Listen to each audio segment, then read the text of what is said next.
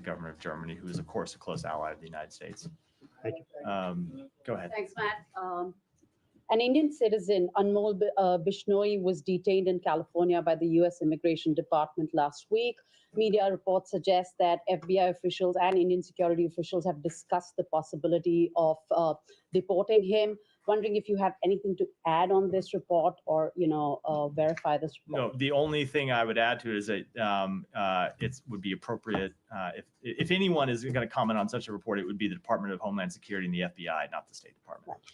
There were also disturbing reports of. I said is going to. They may, and I prefaced it that way because they may decline to comment, but I certainly am not going to comment on something that falls within their jurisdiction. Right. There were also disturbing reports of mob violence when a political gathering of Awami League in Bangladesh was attacked for peaceful protests, public attacks on women, minorities attacks, journalists jailed, and press access cancelled.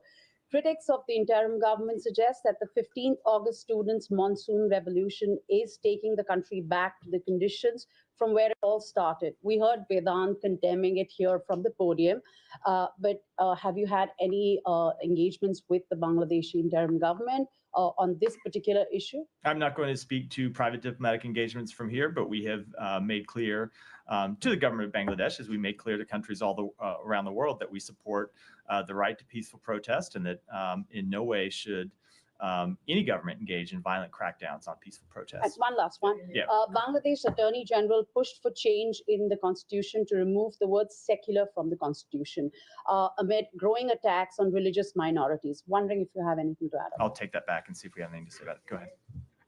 So Secretary Blinken last week pledged a firm response to the North Korean troops in fighting in the war.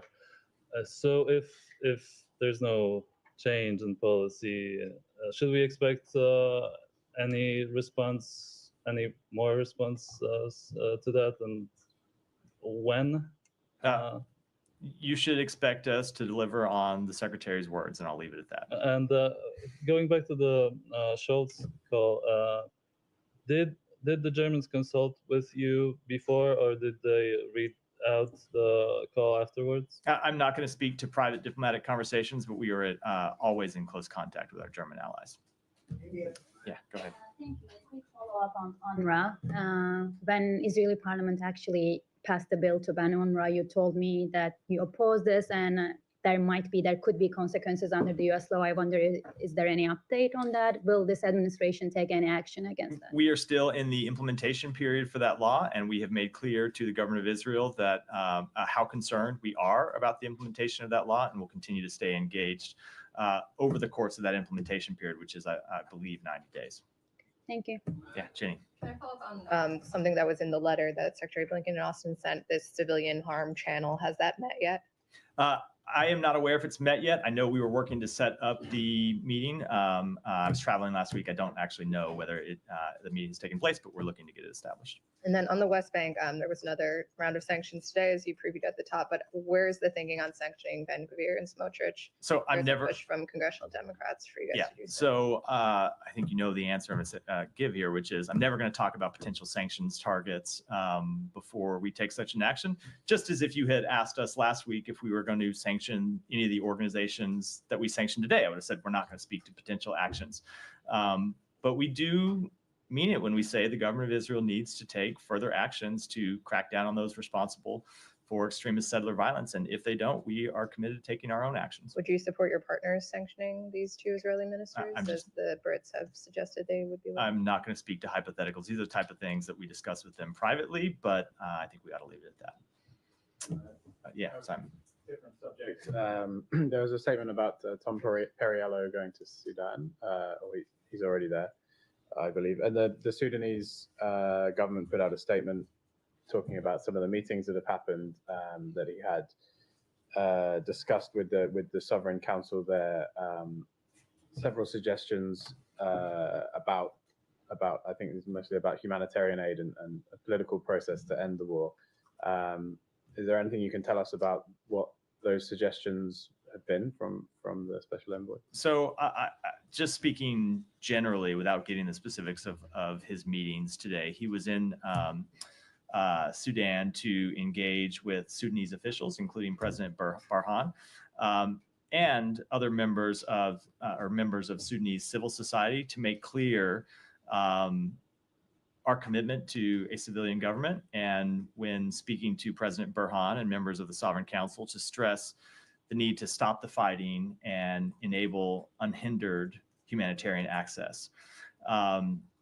So when he met with Sudanese civil society members, he talked about the humanitarian work across ethnic lines to provide emergency assistance to vulnerable communities and internally displaced persons, including women. And he pressed with the government the need for further steps, given the scale and need of the challenge, to allow humanitarian assistance in.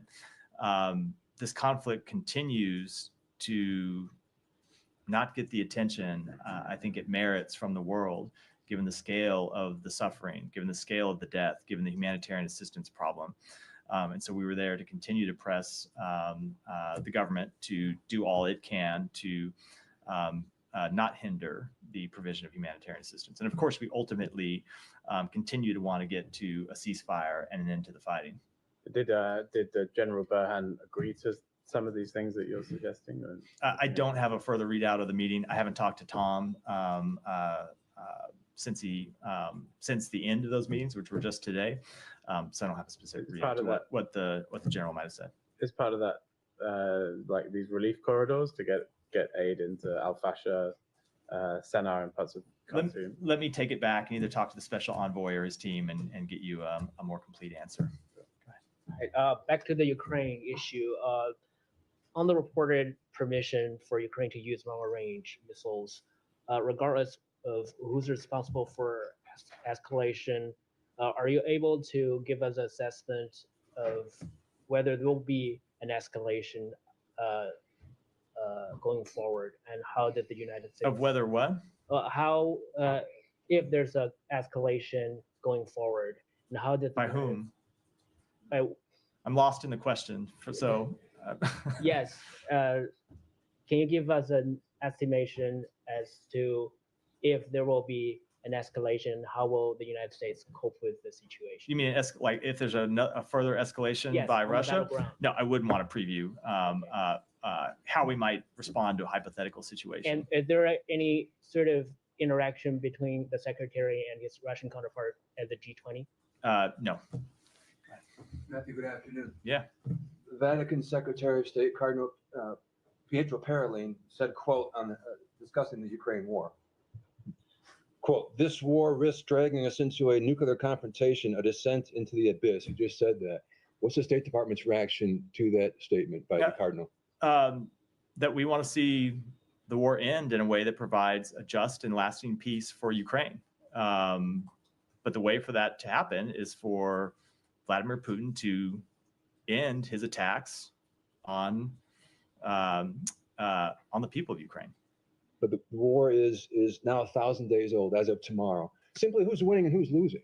I am not going to give you a day-to-day battlefield assessment here, but if you look at what Ukraine has done, going back to the beginning of this conflict, at least to the full-scale invasion, we have seen them win the Battle of Kyiv and stop Kyiv from falling when many predicted that it would fall within a month, certainly within weeks. We have seen them take back somewhere around half of the territory that Russia occupied.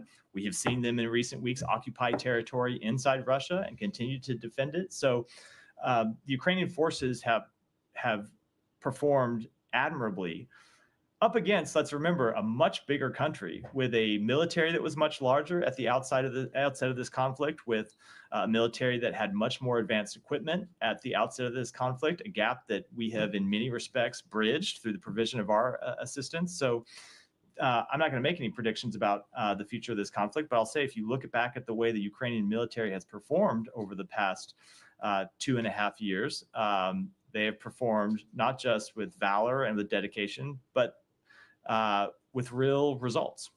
How does it all come to an end then? I'm not going to make any predictions about how it comes to an end, but we want it to come to an end in a way that respects Ukraine's territorial integrity, that respects its sovereignty, and that doesn't reward a dictator who is intent on pursuing the acquisition of land through force. Go ahead. Thank you very much. Administration, this Biden administration lift ban on weapon sales to Saudi Arabia a couple of times. Meanwhile, what we observed, a widow of Saudi Islam journalist Jamal Khashoggi's wife, she wrote letters to U.S. senators, almost 100 letters, and only 9 responded. She is seeking for justice. The question is, with the start of this administration, these things, weapon transfer and defense deals with Saudi Arabia, all were linked with humanitarian records, rights, and other things. So, did you guys get some assurances from Saudi Arabia for letting them in these defense deals? So when it comes to the provision of military assistance to any country around the world, of course, we take into effect humanitarian record and how our weapons might be used, and we make the decisions appropriately. All right, that a wrap for today. Thanks, everyone.